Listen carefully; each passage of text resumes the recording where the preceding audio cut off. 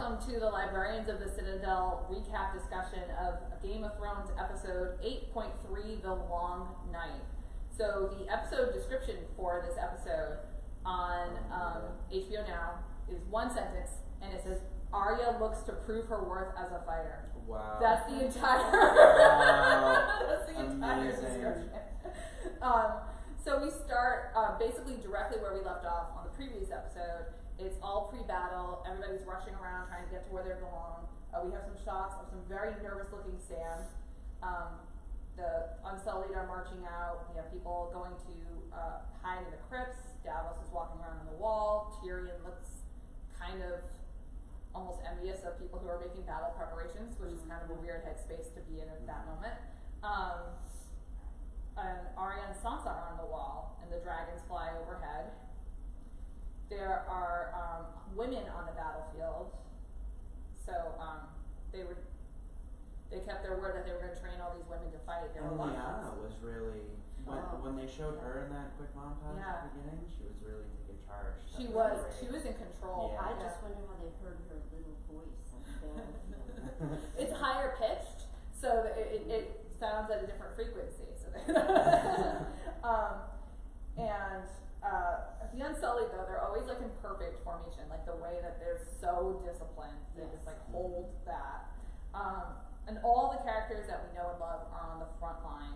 Grey Worm, Tormund, Gendry, Beric, the Hound, Ed, and eventually Sam. And surprisingly, we see Ghost with the Dothraki horde with Jorah. So sad. I don't think he's dead though. I think I saw him in the trailer for the 4th episode, which I'm kind of like, but he ran into them and we never saw him run out. Right. So I don't know. Right. I was really sad about Ghost last night, but this morning I rewatched the trailer and I was like, is that him? So the jury's out on Ghost for a little bit. Sighting. Yeah, there's been a film sighting. But yeah, I was very in that moment. I was like, why is he charging in with the Dothraki? Yeah, I was really confused because there's no way he was going to do much. Yeah, it would have been like summer in the whole Door episode. Right. Yeah, he was just down like 2 and then got So I really felt like strategy wise, a better place for him would have been maybe in the crypts or So we get a shot of Dany and Jon overlooking the battlefield. They're in some tense silence. They had just had a very awkward conversation in the previous episode.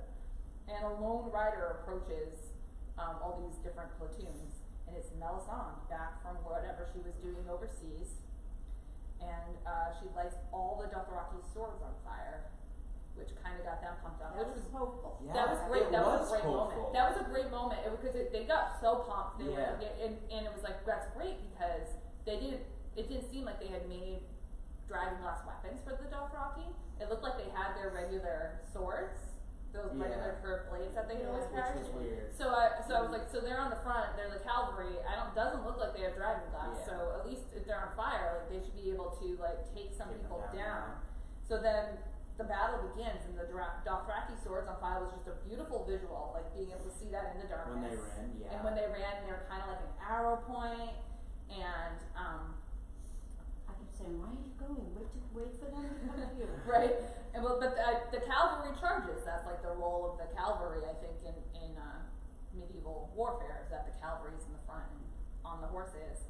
And Davos opens the gates for Mel, and she gives him this kind of cryptic message that there's no need to execute her because she's going to be dead before the dawn. And when she said that, I was like, well, what's gonna happen though? Well, he followed her, and I wasn't sure what his motive was, but I didn't think he was going to try and do it. No, I think she said that because she was told that the next time she came to the north, she would be executed for the death of Shireen Baratheon. And so obviously he wasn't going to take like, time out, guys. Right. We're going to kill this woman who just gave us this strategic edge, you know? But she did share a very prolonged stare with Arya at that moment, which was kind of interesting. So last time we saw the two of them together was season 4, maybe, when she took Gendry. Was it even that far? It might have been 3. I think season 3 ended with the Red Wedding, and I don't. Were they together? No, it was before that. It was before that. It was before that. Yeah. Beginning of season 3, maybe. So they hadn't seen each other since season 3, and the Red Woman was on Arya's list for a while because she took Gendry. So then the Dothrakis charge with their swords on fire, the little arrow sort of visual, when you get to see when it moves to Danny and John, so we get the above look.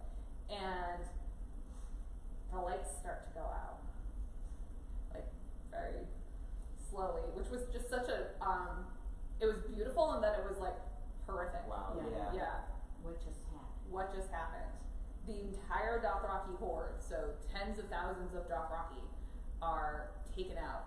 This entire army she's built up for the entire series. Yeah. Was just wiped out in 20 seconds. Wiped out in 20 seconds. And, like, all the Dothraki, because she was the horde of the entire, so all the male Dothrakis gone.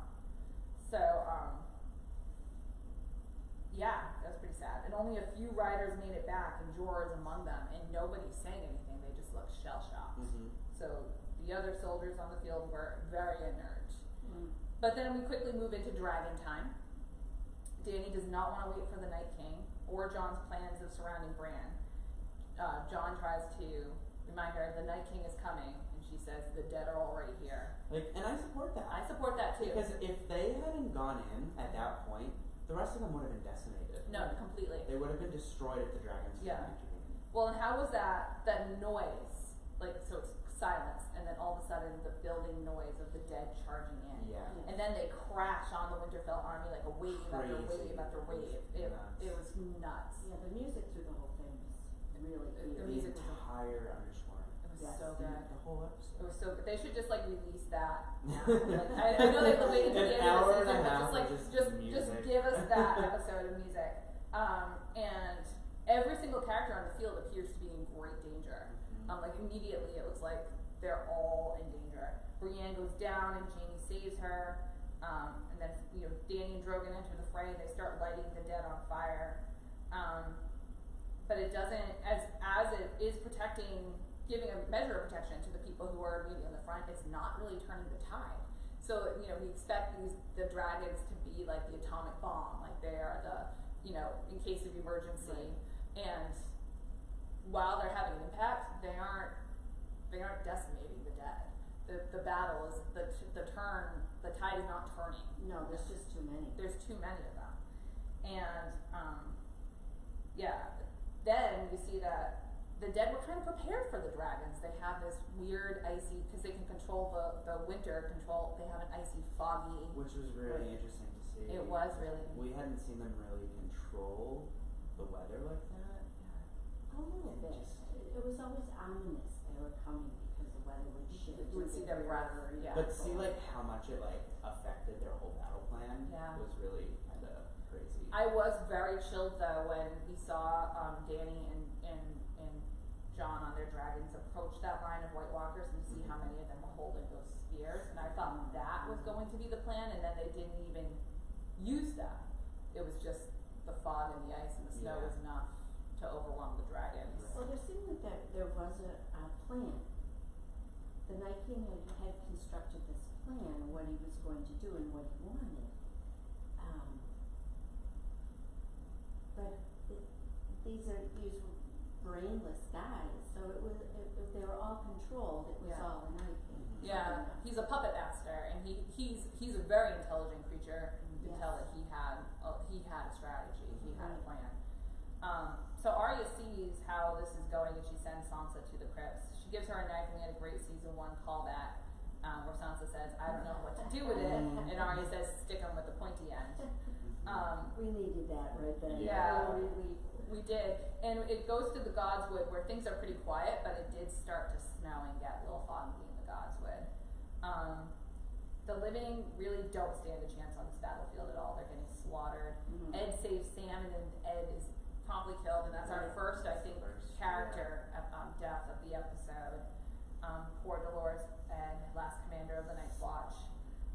Sansa heads down to the crypts, and everybody there is silent and scared. You can tell she's trying not to give facial cues. She does have some prolonged eye contact with Missandei and Tyrion, but the truth is they know that if she's down there, it's not going well. Because as the lady of the castle, she's supposed to oversee the battle, and she was sent to retreat. So not only does she retreat, but the entire army starts retreating. Tormund gives the call to open the gate, and Lyanna Mormont, like a boss,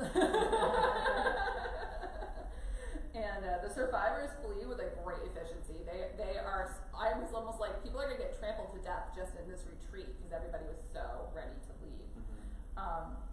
You know, Grey Worm gives the Unsullied the order to protect the retreat. Grey Worm was one of these the episode MVPs, I think, with the bravery of commanding the Unsullied that he did. But he was showing some fear. He was showing some fear. So. But you can't be brave without fear. It's easy to be brave if you're not afraid of anything. But when you're afraid and you take the action anyway, that's bravery. So he was scared, but he was holding the line, he was holding the retreat, he was commanding the forces. Then Arya I think he's gone through a transformation anyways, falling in love. Well, being more human, that right? actually gave him a little vulnerability. Yeah. Yeah, because the Unsullied before they were the perfect soldiers in that they had nothing else to live or die for but their next mission, their next battle, their next war. And so Missandei has given him a little bit of a human edge. So that's why I think he displayed that fear. And I think also just we're not going to win kind of, because it didn't look like, even the Unsullied, you know, they were better at holding the line than the Winterfell forces, but they still looked like, it was still waves upon waves of undead. Yeah.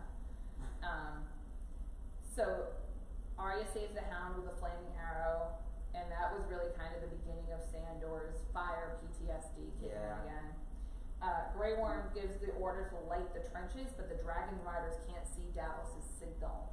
And the arrows are ineffective, and the torch runners are taken out by the dead. Then Grey Worm sees Mel, and the Unsullied protect her and clear a path from her. That was a great scene, where she was trying to light the trench, and so nervous. She was so distracted by everything that was going around, and I was like, she can't meditate to get it together. And finally got lit. Well, it came down to she better right now. Yeah, exactly. Well, because you knew she was going to die this episode. Right. And we didn't know what the context was going to be. And so we were like, what is it going to happen now? Yeah, I was really worried. And then I was like, well, what happens if she doesn't light the trench? Because at that point, it was like 9:24. I was like, there's an hour of episode left. So Winterfell is safe for now with the trench lit. And in the crypts, you know, Varys is being funny, making, you know, at least we're already in a crypt, and Tyrion is, again, really jealous of the fact that he's not out there. And Sansa, who's become like maybe the most pragmatic character on the show, says, you die, there's nothing you can do, witty remarks won't make a difference, you know, that kind of thing. And Tyrion and Sansa had kind of a flirty moment here, because Tyrion looks at her and says, perhaps we should have stayed married. And she says, you were the best of them. And I was like, does she mean Lannisters or husbands? I don't They had a lot of great moments in this episode. They did. Horrible husband. Yeah. That wasn't really a big high bar. And he starts laughing. He's like, what a terrifying thought. And then, like, she's like looking at him, and you can tell, like, they have this great affection. And I thought Sophie Turner was so good at conveying this with her eyes, because she's almost like, she's having this like moment, and then she immediately goes cold again, and she's like, it would never work between us. And he's like, and why not? And she said, you know, the Dragon Queen, you know, your divided loyalties would become a problem. And then Missandei is there to deliver truth. Love there it. would be no problem because you'd all be dead. Which was great. would be true. Yeah, Missandei's great, and she's got wonderful loyalty to Dany. Their Dany, friendship is really good. Yeah. Not even just like in her service, but their friendship. And I think that was gonna be. I think her saying that was gonna be a big turning point for Sansa too, in her outlook for Dany. I think she's still going to be very concerned about the independence of the North. Yes, absolutely. But I think the North will follow Dany to take out Cersei. Yeah. So there has to always be a Stark in Winterfell. Yeah. So I'm thinking when they march down south, who will stay there? I'm sure Bran. I think Bran's like work is done. Yeah. I was thinking that. And honestly, I don't think Sansa's leaving Winterfell. Yeah, I don't see. Because I think Sansa and Bran will stay in the North. Arya will So does that mean we won't see that much of her? We probably won't see that much of her, but I do think that her, I mean, and this is speculation, theory territory, but I think we end the show with Sansa ruling the North. That's my theory. I think she's the queen of the North. Yeah. I just don't see her arc ending without her being a queen. Because that's what she wanted in the beginning of the show. Right. And it's like, definitely not the fairy tale way that she thought that she was going to get there, but I think we end the show with her being a queen. Yeah, I would be surprised if the North didn't get freedom and independence from this, because they're done. Right, and especially if John ends up being the one on the throne and not Dany, the North having their freedom is a done deal. Yeah. So Theon and Bran are in the Godswoods. They share some nice words, and then Bran says, "I'm going to go now." And became a bird and did nothing for the rest of the episode. He was just like, "I'm just gonna fly around doing bird stuff. I'm gonna fly by the Night King, but I'm not gonna tell anybody where he is. So there's really no point in me doing this." No. Yeah, me too. I was like, didn't. "Oh, he's gonna send a message," and then I was like, "No, he's just chilling. He's just being a raven." Whatever. Well, maybe it'll come out in the next episode that something useful was done. And maybe he was just like, "Where is the guy?" King's gone now, so what could he have possibly learned that would help at this point? I don't know. That part is done. Like, it's really funny. But he does find the Night King on his dragon on like the edge of the battlefield, so we know the Night King's there. So all the theories that have existed the whole last week of the Night King avoids this battle and goes straight to King's Landing is not how this played out. And the Night King makes like a little gesture with his hand, like he was giving an order, and then we see that the order that he's giving is to his undead puppets, who then lay themselves on top of the fire and make a bridge for the rest of the undead to cross. So the trench is breached, and we get the call to man the walls. Jon sees the Night King, and he hops on top of Rhaegal to go get him. And we see a dragon chase start. Every character that we know got a nice shot of them throwing a zombie off the wall. Like we got Gendry with the hammer, we got Brian, we got. I was ready for someone to die. Me too. I thought for sure like Podrick was going to be pulled over the side or something. But we got a shot of like everybody who we knew doing something. Sam crying the whole time. But they all get a shot, and but then the zombies break through and they immediately start taking over, and you can see the horde is rushing the walls, and they're just going to get overwhelmed again. Sam's having multiple panic attacks through this whole thing. There were so many shots of him just like breathing heavy and crying, and he gets overwhelmed by zombies and is saved again. I thought that time it was maybe by Jaime, or who saved Sam the second time? Or was it an unknown character? It was hard to see. I don't remember. But Sam is, you can see that he really is the example of what Sansa was talking about in the crypts, because she says that, you know, the real act of bravery is to know that you'll be a burden, or to know where your strengths lie, and to admit to yourself that you're no good up on doing the defense, and take yourself out of the way. Sam should have done that. He was no good during this entire thing. He was a burden. He got Dolor's Ed killed. Well, he didn't get killed, but he was kind of the reason. And he didn't do a single thing that was contributing to their succeeding. Because at least like, what was the first battle that they had on the wall with the wildlings back in season? Yeah, Sam did things. He freed ghosts. He did like strategic things, and I think here he was just too terrified of what was happening. It was too much. It was too much, and he's not really a warrior. So while he's done really brave things in the past and he's had great moments, he was the first person. Just lucky. He was just lucky. Yeah. And that Sam the Slayer stuff, was the reason why it was a joke is because it wasn't. It wasn't his strong point. So he was a burden up there, and he should have been in the crypts. And then, when what happened in the crypts happened, he would have been a benefit to them there, because it was on a much smaller scale, but he just wasn't so Sandor has severe fire PTSD, which is understandable, but he has a hard time with fire. He cannot do it. We get this great scene of Arya with the staff that Gendry made for her. Yes, Arya is kicking butt, doesn't care about names. She's just like destroying everything that comes across her. But I thought she can't keep this up. And Davos is suitably impressed. But then we get a undead giant breaking down the gate and just bats away Lyanna Mormont. Yeah, I thought she was dead I at thought that she was point. gonna be dead too. And I was like, that was kind of stupid. Yeah, I was like, oh my god, that's it. And Arya is overwhelmed, and Beric is trying to snap the Hound out of his PTSD, and the Hound says, "We are fighting death. You can't beat death." And Beric points at Arya and says, "Tell her that." Lyanna gets up and with this battle cry charges the giant, and the giant picks her up, and I thought we were gonna have like a Martell moment. I thought we were too. Where he was just gonna crush her, and I was like, oh, this is gonna be awful. Like, I was like picturing a tube of toothpaste. Yeah, well, because he started moving her towards his mouth, and then but when he did that, that's what gave her the advantage to be the warrior, and just sword right to the eye and dropped. It was the best way. I mean, I did not want her to die at all, but that was like the best way she could have gone out. She was a warrior. And but at that point, he had already broken down the gates, so the zombies completely overwhelmed Winterfell. So Dany and Jon are chasing the Night King.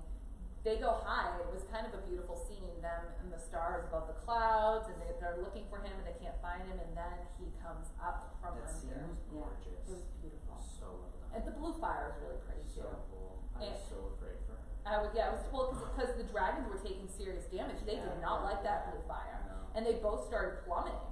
And it took them a while to get back upright. And then Dany and Jon dive. We get this great scene, and this is some of the trailer stuff happens here, where Arya is hiding from the zombies. She's being that very was quiet. so Jurassic Park. It was very Jurassic Park. It was also not what we expected at all. No. From that scene. No, not what we expected at all. There was a lot of speculation that she was being bait, and that was not the case. She was hid in the library though, which we all appreciated. And she, she's dancing from one bookshelf to the other, trying to stay out of sight, but she is terrified, and we've never really seen Arya this scared before. But it was great. She threw the book to distract them. So the book, another episode, VIP. We love books. But then she makes it to the hall, but then the zombies burst through the doors, and she's running. And it's definitely everything that we saw from her in the trailer was this. And we thought she'd be running through the crypts.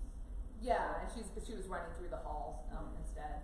But in the crypts, they can tell the zombies have entered the castle because they can hear them above them, which must have been a terrifying moment for them. And very briefly, men pound on the doors of the crypts demanding to be let in, but they die before they can even think about doing it. I don't think they were going to. I don't think they were going to open them, but they didn't even have the opportunity to make the decision because those guys were dead before they could even have gone up the stairs to do it. And the Hound and Beric are in the halls looking for Arya. They find her just in time as she's being overrun by zombies. And Beric sacrifices himself to save her. He is stabbed so many times. And he still was going. He was still going. He had his hold the door moment, except he was holding the hall, and where he was kind of keeping them at bay. They were focused on him. They were stabbing him, and Arya and the Hound could run ahead. They lead her to safety, and they take refuge in a room that already has an occupant. Melisandre's there, and she tells them that Beric served the purpose the Lord of Light had planned for him. That the reason he was resurrected 19 times was for Arya. Amazing. Yeah, he was destined to protect Arya. And then Mel and Arya have, I know you kind of conversation, and Arya said, "You said I would shut many eyes forever," and Mel says, "Brown eyes, green eyes, and blue eyes." And so then they have a very meaningful stare. Yes. What do we say to the god of death? Not today. And Arya, with her brave warrior walk, goes off in the other direction. So many callbacks. It's I so love the callbacks. The callbacks are really great because it really makes you feel like, okay, I invested 8 seasons in this show for a reason because all this stuff that they've been building up over time is all coming out here. But things look very, very bad at this point. This was definitely the point that I was from the episode where I was like, there's no way they're gonna win. There's no way they're gonna survive.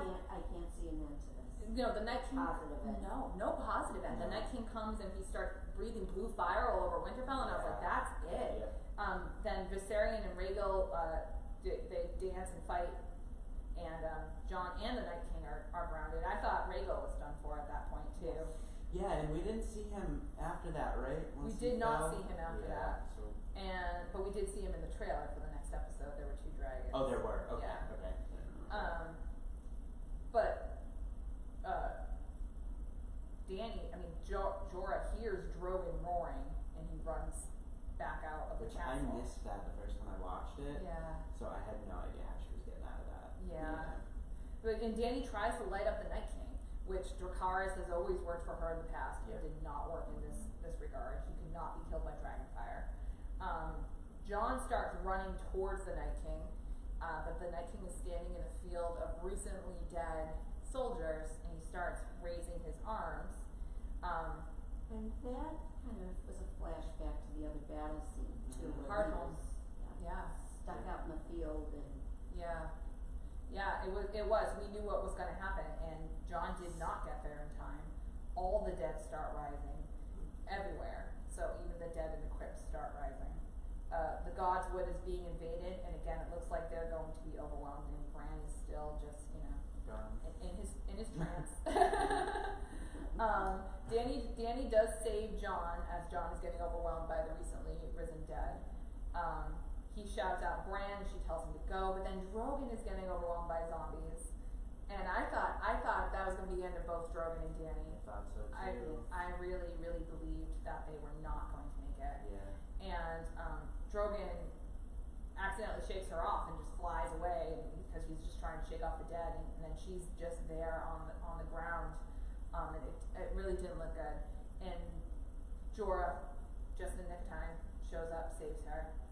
We get shots of Jon running through Winterfell. Everything is going so badly. Sam's literally just sobbing on top of a pile of corpses. and Jon is doing this like hero run, like this superhero like kind of run towards the Godswood, where the Ironborn are completely overwhelmed by zombies. Theon is the last one standing. He does a great job. Yeah. He did a really good job. But did you really think he could do that long run? No. What, no. Jon? No. Jon wasn't. No. I think Jon thought he was going to make it. You mean Theon? Theon, yeah. I think Theon. I think he knew he was going to die. He just wanted to like go out. Especially after what Bran had said to him too. He's like, yeah, this is it. So in the crypts, things are not going well. Sansa and Tyrion are hiding together. They had a very tender, meaningful eye contact moment, hand kissing. She gives him the knife, and I saw a lot of people on Twitter thought that they were making like a silent suicide pact at this point. But they were. I didn't read that. No, they were just going to join the fight. Jorah and Dany are fighting their way back to Winterfell. Jorah is taking multiple stab wounds, a lot of stab wounds. Viserion is blowing blue fire all over everything. And the beautiful piano music in the background, which kind of was a callback to the last episode, I think, of season 6. Yeah. Where they had that beautiful piano montage. Well, it was the same director too, Oh, so that made sense. That does make sense, yeah. Because you remember the piano music in that episode where Cersei blows up the. It was so lovely. So I was waiting for something big. Yeah, I was like, something's gonna blow up. We got that. We did. So there's blue fire everywhere. Bran can't get to Jon, and with this piano, there's like a small like montage of like people. Jorah and Dany. He's getting stabbed. Sansa and Tyrion are joining the other group in the crypts. And everybody, Brienne, Jaime, everybody is getting these shots. Tormund. It looks like they're completely overrun, and there's just I'm no shocked that none of them died. Me too. And then in the Godswood, the Night King and the Walkers approach with only Theon to face him. Everybody looks like they're going to die. There was literally another shot at this point of Sam lying on the pile of dead bodies and sobbing. They really wanted to drive home. The point that Sam was like not contributing. And Bran briefly gets out of his trance, and the Night King is there. He tells Theon that Theon is a good man and says thank you, and that's when Theon charges the Night King, and he's taken out almost immediately. Jon is still trapped by Viserion. Jorah finally gets Dany to the castle. The Night King starts walking towards Bran. Bran is very still and very calm, and Arya falls from the sky. So I noticed on the rewatch that there was a cut to one of the other White Walkers where he kind of hears something and he goes like this, and then he turns back to the front, and then there's Arya, and she comes down. So the Night King grabs her by the neck, which I thought she was done. I thought he was going to snap her neck. I just thought like something he like pierced her with his fingers basically. Yeah, well, he had these like crazy nails that were like an inch long and really pointy. And he has somewhat superhuman strength. He does, definitely. He could've. Yeah, I thought he was like crushing her trachea or something. Like I thought she was done. But then she does this great trick. She drops a knife from one hand to the other, and Which we've seen that before. we right? have seen that She's done before. that. Was she trained to do that? I think she was Yeah. trained to do that, but I was trying to remember, and I'm sure somebody on the internet knows It's the exact definitely callback. it's definitely come up before. I wonder if can't it think of was the her training with numbers. Serial Pharrell in the first season. Could've been. I wonder if she at one point dropped the Yeah. sword and then caught the sword, or he dropped the sword and then caught the sword, or something. Maybe that's what it was. Maybe, because I think there has to be the callback to the, Yeah. what do we tell the Lord of Death? It had to be season 1 stuff. Right. We're gonna investigate this. I didn't catch the knot today. Did she say what she said? Yeah. It was a difficult Move on. Yeah, it was a difficult episode to follow because there was so much happening. Mm-hmm. So she stabs him, and then all the dead go down, including the undead dragon, all the White Walkers, all the zombies. Oh, I thought that was gonna be a big mess when he exploded. Oh, yeah, me too. We did get an explosion. We did get an at the end of explosion. the piano We music. did. There we go. Yeah. And Jorah dies, which was so sad. Jorah's That was over, hard to watch. And Danny was sobbing, and then Drogon returns to her, and I said to Shane last night, I was like, it's just like, Drogon's basically, he is a pet, he's just like a cat or a dog, when you're like upset, your cat or your dog comes and tries to comfort you. Drogon did the same thing for Danny. That was so devastating. It was that whole devastating. scene. And then Melisandre just walks into the expected field. worse. We did expect worse. We did. Mel just walks out into the field and removes her necklace, and she becomes her true self, She melts away. and she just kind of is diminished to she's ancient. She's hundreds of years old, and her physical body looks that way. So, yeah, she just collapsed. And end of episode. She did her job. So this did not go how I was expecting at all. I was expecting them to lose this battle in Winterfell. Yeah. And to have to retreat to the Iron Islands or to King's Landing. I was not expecting the Night King to go down this early. Neither was I, because I thought he was the big boss, but it turns out Cersei is the big boss. So big boss, I don't know, like your kids played video games, right? Yes. There were all these other like bosses that you had to beat along the way, but then there was like the big boss. So like Bowser in Mario. Yeah. You always had to defeat Bowser at the end of the game, even though So Cersei's Bowser. And that's really surprising to me, because we still have 4.5 hours, almost 4 hours of show left. Of another battle. Yeah, there's going to be at least one more battle, but there's still 4 hours of show, which I'm sure there's going to be a lot of political stuff. But so much of our character stuff was wrapped up in the first 2 episodes. So we're in for some stuff. Yeah. The director of next episode is David Nutter, did the first 2, so I assume that they're gonna cut back a lot on the action. Yeah, And go back to political. more character stuff. Yeah. Which makes sense at this point, because that was a big episode to take in. It was. And I don't know who's directing 5. I do know the showrunners are directing the final 6. But so I had expected them to lose and then retreat, and then Cersei would have been forced to join the forces to fight the dead. But as this didn't really have the know-how to fight the dead. She No, but got involved. As this episode was going on, I kind of was like, if they don't kill the Night King though, How did they get out? they're not gonna get out. There was no retreat. There's no way. Yeah. Drogon was, I thought, done. Yeah. So I was like, there's no way they were gonna escape on Dragon. Yeah. It was. We didn't see Rhaegal after, the fight with it. Yeah, I mean, there was definitely a point, and I think that point was about 5 minutes before Arya dropped from the sky, where I was like, they're not gonna win. They can't win. Like, there's no way. And, How did she get past all the... I'm sure it's just because it's her house, and she knows how to get around. She has her assassin abilities. Yeah, she went she's through a faceless massive training. Yeah. Yeah, but they're not normal. No, but she's very quiet. Yeah. And there was that one. She's very small. Yeah, she's very small. So I had for like episode MVPs, I put Melisandre, the Unsullied, Theon, Lyanna Mormont, Jorah Mormont, Beric the Hound, and Arya Stark of Winterfell. Yeah. I felt like they did the most. And this episode was full of a lot of redeeming too. Yeah. for characters. I mean, Melisandre had her Yes. intense moments.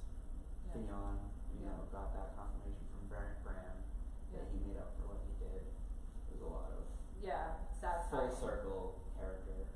Yeah. And or in their you know, the little things they did, it really felt like, even though it was such an action heavy episode and such a an episode with so many focuses on so many characters, it did kind of feel like Arya's episode. Oh, Even even though the description is like all about her, it was absolutely like just her, like the little callbacks to her training and it was amazing. Again, we realized the entire point of Melisandre, of Beric, of everything they were doing this whole time was to get her up to the Night King. Yeah. Amazing. Even that itself, Yeah. So Melisandre died, and we're not angry at her, but I would have liked to have seen more of her. Well, I would have liked to have known. I think she probably went across the ocean to learn how to light things on fire, because we hadn't really because we hadn't seen her do it with her hands before. We seen her light with torches or with other, but like we've never seen her do that. So I was like, well, that must have been what she went across the sea to learn. Because she did come back with an army. And she did it more than once. She did, so she did really twice. put that, to good effect. Yeah. And she got Arya out there knowing what to do, having some confidence. Yeah, well, she reminded Arya like what we say to the god of death. I think that was a great, like this is your moment. And I'm glad it wasn't Jon Snow. Me too. So glad. And because they kind of tricked us, because we had Jon with the hero run and he's dodging all these obstacles. He's closing the gate to shut the zombies in. He's dodging blue fire, and he's doing these duck and rolls, and like we really thought like, oh, this is gonna be his like superhero Captain America moment where he's running there. And he couldn't get there, and I thought it was much better to have it be Arya. And then they try to make you think that it's gonna be Dany too with the fire, because they would have been speculating the whole time that maybe the fire would work. It would have been way too easy. Yeah. And for a second, I wasn't sure if she was gonna stall or freak out at first that he was right in front of her. Yeah. Because I was like, I didn't know if she was gonna say Dracarys. Yeah. And I was freaking out for a second. Cool, because there was kind of a moment where they were just looking at each other, and I was like, does she know what to do? Like, Had she ever seen him before? She had never seen. Well, she had seen him when he took down the Viserion. Yeah. Oh, that's right. So she also had her own revenge going on there. Or attempted.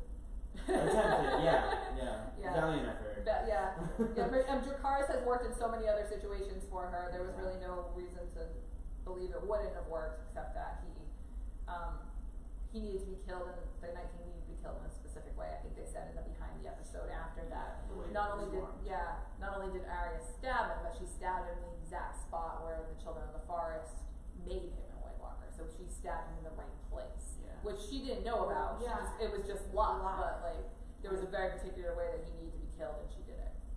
So how much did Bran know about I was watching this. He gave her the dagger. Yeah, so he did. He knew that she was gonna kill him. And I was like, I don't know if Bran can see the future or not, but he's playing everybody like a game of chess. He's moving people in these directions. Yeah.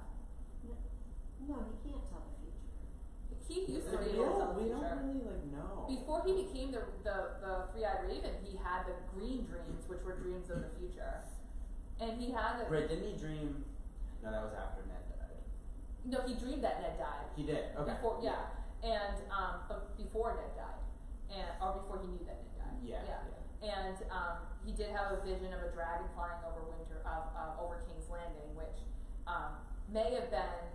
I don't think it would have been in the past though, just because King's Landing, in the way that it is, was really formed after Aegon's conquest. Right. So, and then the dragons got smaller and more diminished, and it looked like modern King's Landing. And so I think that was a vision of Dany flying, or Jon flying over King's Landing. Yeah. So, Bran's powers are a little. I think he can see possibilities. That's what I think he could see how things could play out. But he did, or he has just like an intuition, like this should go to Arya. But he did not. I mean, not that he's been very. Not that he emotes a lot. he was not at all concerned when the Night King was walking towards him. He didn't have a flicker. But then he lowered his eyes, and I took that as defeat. And he was staring at the Night King, and then he lowered his eyes, and then Arya came out of nowhere. But when he lowered his eyes, I thought, okay, he's done, and he feels that he's done. But he held the stare for a long time. Yeah. Maybe she was late. Because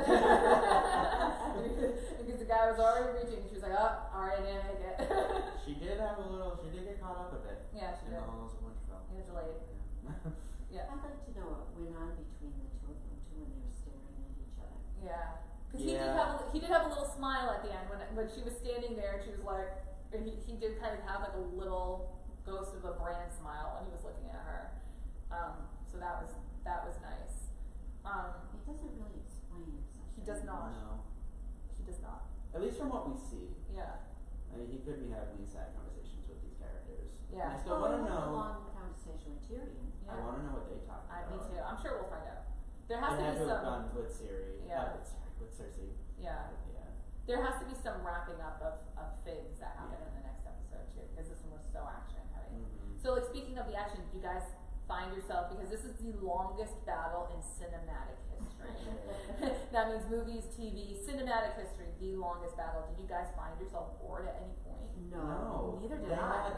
because they had so many storylines within the battle, and they kept bringing you out of the battle too, like Arya's whole scene in the library and running through the halls. Like it wasn't focused solely on just sword to sword battle the whole time. Which nameless sacrifice. had it been that would have gotten kind of redundant, but they I guess it was mentioned that's why they dimmed the lights so that you wouldn't get battle fatigue. That the main characters would be more featured than the battle scenes. Which makes sense to me. I did see this great tweet this morning that was was a retweet. So it was like the original tweet was the Game of Thrones facts where they talked about 55 nights to film this battle, 705 people on set, and they're going through all the sets and how much work they did. And then somebody retweeted that with the comment, all lit by one lone candle. It was easier to watch on the computer screen this morning if anybody wants to do a rewatch. I'm gonna try that. Yeah, it was easier on the computer for some reason. I had trouble following the dragon fights too. Yeah. I think we're supposed to because the dragons were having a hard time with that fight. Yeah, like they couldn't see what they were doing. Now, did Jon and Dany's dragons bump into each other? They did. There was a point where they actually collided because they couldn't see each other. That was scary. That was scary. The whole dragon fighting scene was so cool too. Yeah, it was, but I was like, oh, Rhaegal, oh. Yeah, they were ripping each other apart. They were ripping each other apart. It was awful. So, any predictions for the next episode? I really was excited about the drinking scene that they had when Dany toasted. Just very, celebratory after everything they've gone through. That was nice to see. Yeah, that was nice. Predictions, I have no idea. There's so much time that they will be marching down King's Landing. Cersei's gonna do something. Cersei's going to do something, and the forces in the north are seriously diminished. Yeah. So one could argue that Cersei's strategy of sitting it out Was correct. is correct. And Yeah. hiring that army. Yeah. So she's probably outnumbers them. I'm sure she. I think she outnumbered them before the battle, so she definitely outnumbers them now. Yeah. It didn't seem possible though, that she had more. Yeah. Well, because she had the Ironborn, and she got the Golden Company, and she had what we know as the Lannister forces. And No elephants though. Yeah. No elephants. No elephants. We don't have the CGI elephant budget for elephants. We don't even have the CGI elephant for ghosts for more than 5 minutes. True. Alright, well, join us next week when we'll talk about episode 8.4. No title yet. But we'll see you then. Bye.